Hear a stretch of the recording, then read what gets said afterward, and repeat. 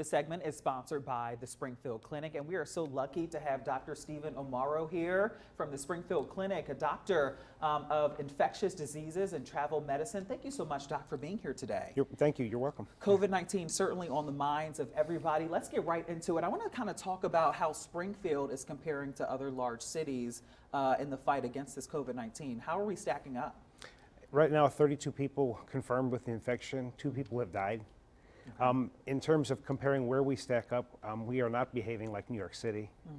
New York City is unique. It's a city of the world. It has people from all over the world, and as a consequence, it had a greater burden of infection to deal with, and that's what we're seeing on the news. Now, we hear about peaking, this thing peaking.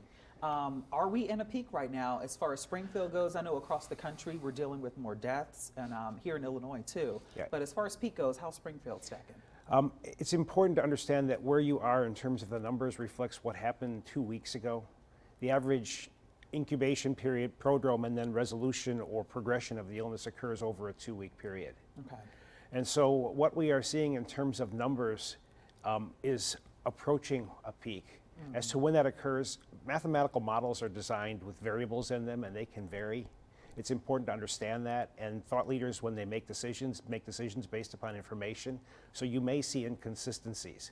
So the projected peak can vary anywhere from April 15th to April 22nd in there, perhaps as late as May 1st.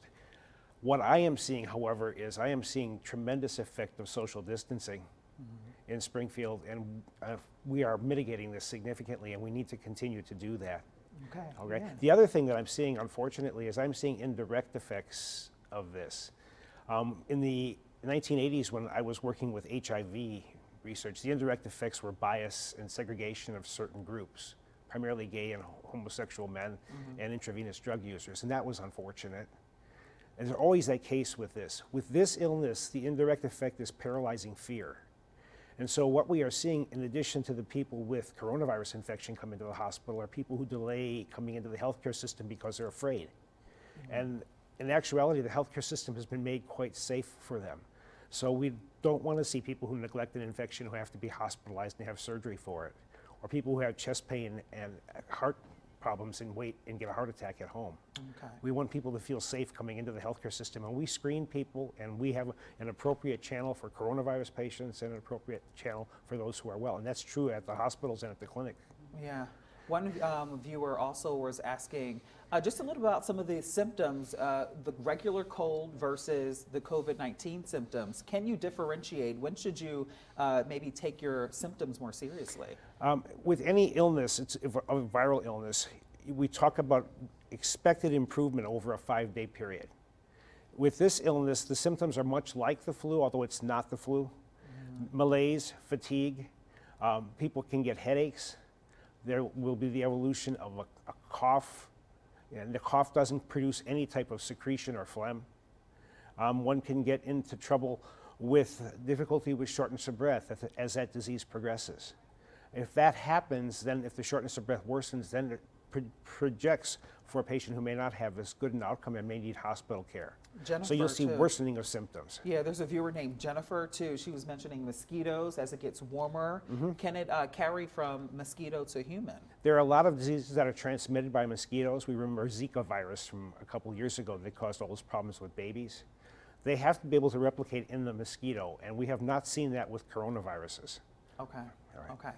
And also, I wanted to ask one more question. I'm sorry, I know we're kind of short on time, but one more question. I wanted to know about the CDC's recommendation when it comes to testing after you test positive and you're quarantined when you leave your home, and you're basically told that you can go back out and you're still testing positive for it. What do you think about that and the CDC guidelines? It depends on the test. If you're doing an antigen test and you're looking and that actually tests the virus, for example, if we have a patient in the hospital, they recover, in order for them to return to work or return to the community without restriction in terms of wearing a mask to protect others, we have to see 2 negative antigen tests separated 24 hours apart after resolution of symptoms. If it's a blood test to look for the antibody, which are being developed, that actually is helpful because that will tell us people may have been infected without symptoms. They produce an antibody that protects them against infections, and we actually want those people in the community because they are immune and won't be infected again, and they help protect all of us through a Wow. concept called herd immunity. And that is certainly the next. We need better tests for that, and we're working on that. All right, Doctor, thank you so much for being here today. You're welcome. All Thank right. you. All right, we'll be right back.